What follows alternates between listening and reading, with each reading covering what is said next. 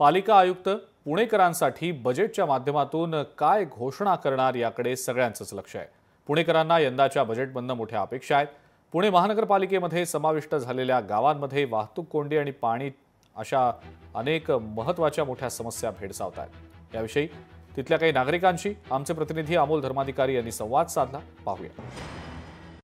केंद्राचं बजेट सादर झाल्यानंतर आता पुणे महानगरपालिकेचं बजेट कधी सादर होणार याची उत्सुकता आहे।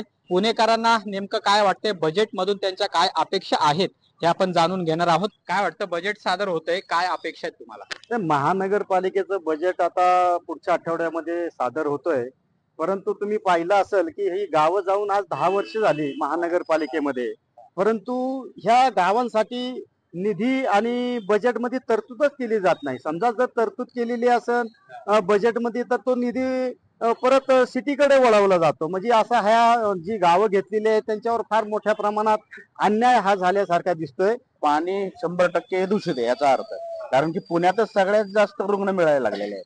मग याचा अर्थ महानगरपालिकेने त्याच्यासाठी ठोस उपाय काहीतरी केले पाहिजे, त्यासाठी काहीतरी ठोस रक्कम त्याच्यासाठी त्यांनी उपलब्ध केली पाहिजे। बजेटमधनं अशी अपेक्षा आहे की गर्दीसाठी जे प्रचंड रस्त्याची कोडी होती त्यासाठी कॅनेल रोड आणि नदी रोड हा झालाच पाहिजे।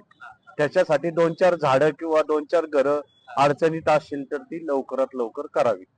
जो टॅक्स झाला तो जवळजवळ कमीत कमी 200% टॅक्स वाढलेला आहे। दुसरी गोष्ट अशी आहे की तो जिजा कर हा पिंपरी चिंचवडला माफ केला, तोच पुण्याला का होत नाहीये। आणि पालकमंत्री इथं दादा आहेत तरी सुद्धा त्यांनी तो जो पिंपरी चिंचवडचा जो प्रश्न सोडवला तो प्रश्न त्यांनी सोडवावा। आणि आम्ही टॅक्स भरायला तयार आहे, परंतु आता जो टॅक्स आहे तो टॅक्स आम्ही भरू शकत नाही, कारण आमच्या 200% टॅक्स म्हणजे काय, तेवढं भाडंही मिळत नाहीये। लोकशाही मराठी ऐका, पहा, जागरूक रहा।